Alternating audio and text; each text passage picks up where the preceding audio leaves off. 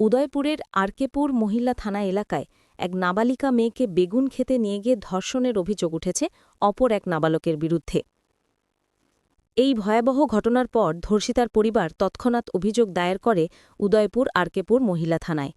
অভিযোগ পাওয়ার সঙ্গে সঙ্গেই পুলিশ দ্রুত তদন্তে নামে এবং অল্প সময়ের মধ্যেই অভিযুক্ত নাবালককে গ্রেফতার করতে সক্ষম হয় আরকেপুর মহিলা থানার পুলিশকর্মীরা। পুলিশ সূত্রে জানা গেছে, অভিযুক্ত ও ভুক্তভোগী দুজনেই অপ্রাপ্তবয়স্ক। ঘটনার তদন্ত শুরু হয়েছে এবং নাবালিকা মেয়েটিকে পাঠানো হয়েছে চিকিৎসা পরীক্ষার জন্য। এই নির্মম ঘটনাকে কেন্দ্র করে উদয়পুর শহরে ছড়িয়ে পড়েছে ব্যাপক ক্ষোভ ও নিন্দা। উৎসবের মুখে এমন নৃশংস ঘটনার জেরে স্তম্ভিত সাধারণ মানুষ। স্থানীয় বাসিন্দাদের প্রশ্ন, উৎসবের আলোয় মেতে ওঠার আগে কেন এমন অন্ধকার ছায়া নেমে এলো সমাজে? উদয়পুরে এই ঘটনায় ফের একবার সামনে এলো মানবিকতার চরম অধঃপতনের চিত্র। তাছাড়া মহিলা দানার পুলিশ জানিয়েছে, মহিলা থানার ৪১-এর ২০২৫ মামলায় অভিযুক্তকে আটক করা হয়েছে।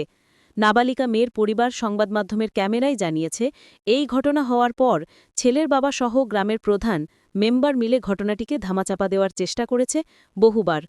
তাছাড়া তাদের বাড়িঘর ভেঙে গুড়িয়ে দেওয়ার হুমকি দেওয়া হয়েছে, এমনটাই অভিযোগ করে জানান নাবালিকা কন্যার দাদু। এখন দেখার, পুলিশ কি পারবে নাবালিকা মেয়েসহ তার পরিবারকে সুষ্ঠু বিচার পাইয়ে দিতে, নাকি নেতাবাবুদের চাপে পড়ে থানায় রফাদফা হয়ে যাবে? সেটাই এখন লাখ টাকার প্রশ্ন জনমনে।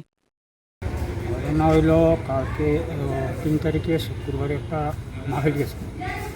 মাহফিলে আমরা আছি, প্রায় 11:30 বাজে।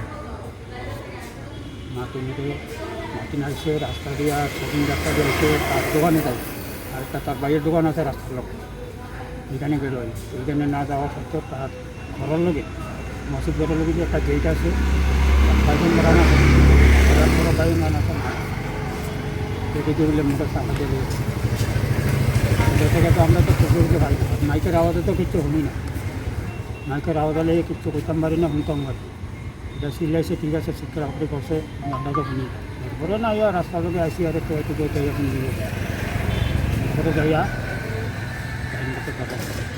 হচ্ছে মামনিয়া সরকারের ছেলে শাহিন সরকার।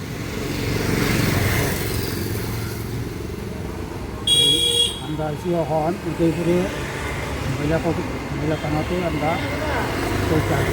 এখন আমরা হেগুর কোনো বিচার পাচ্ছি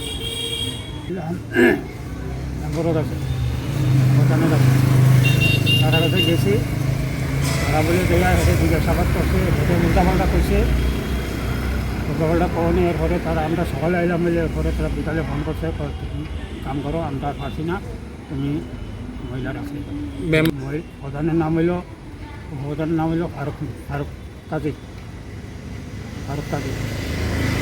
মেম্বার হইল উত্তম দাস। এটা তারা চাইছিল যে এটা যদি মার্কেটে না সরাই যে আমরা ওইভাবে শেষ করতাম পারি, তাহলে তো এটা সমাধান হইল। কারণ মানুষের মনে একটা প্র্যাকটিস ছিল, তারা যখন মানছে না হইলে তারা কইছে যাও কর্ম হলে তারপরে বই দেওয়ায় আমরা আসি, সহযোগিতায় কোনো অসুবিধা হতো না। এটা উত্তর মহারানী গ্রাম পঞ্চায়েত, 1 নম্বর ওয়ার্ড 3 বজি।